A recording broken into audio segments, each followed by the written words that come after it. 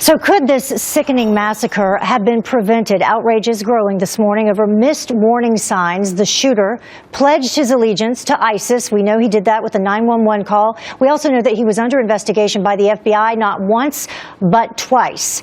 And we're joined now by national security analyst Ryan Mauro of the Clarion Project. Thank you for joining us. Thank you. So not only under investigation twice, but interviewed 3 times for possible ties to Islamic extremism. But yet he was able to fly under the radar. Why? Right, and to get a gun. And so a lot of people are saying, well, why didn't the FBI stop him? And the truth is that this type of thing actually happens a lot. I talk to law enforcement very frequently, and you'll hear stories about where they go and they interview someone that they think might be a terror suspect, but you can't arrest someone for being an extremist or hanging out with extremists. And there is a high level of evidence that you need to obtain before you can prosecute someone for being involved with a terrorist organization. It's not as easy as people think. Right, well, but we saw this with the Boston bombers and the Tsarnaev brothers, specifically the oldest brother who had been investigated by the FBI, case closed as well.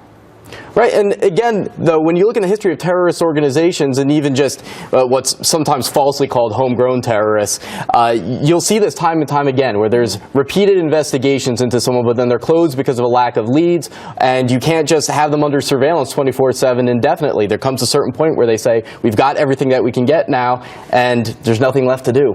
Do you believe that he was a lone wolf? No, I don't even really believe in the concept, because groups like ISIS and Al-Qaeda, they don't have membership cards. So as long as they pledge allegiance to one of these terrorist groups, or even just to the movement more broadly, you're now a member. And so you are part of this interconnected network. You are talking to people online. You're most likely talking to people even in the United States, and I think you're going to see information coming out indicating that with this individual as well. And one of the dangers of calling a lone wolf attack is that then people assume, well, this is just an inevitable fact of life. Yeah. Psychos kill people, and it's not. This is a movement that we can defeat. And we know that one of the original reasons that he was investigated by the FBI to begin with was because he attended the mosque there that the first American suicide bomber in Syria also attended.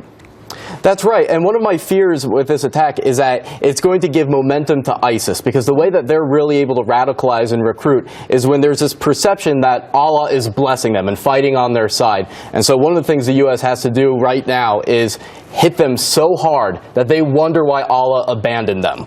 And that can happen. We've seen it in the internal Al-Qaeda letters. We've got to change the perception that Allah is working on their side and take away the headlines right now. All right. Ryan Mauro, thank you. We appreciate it. Thank you.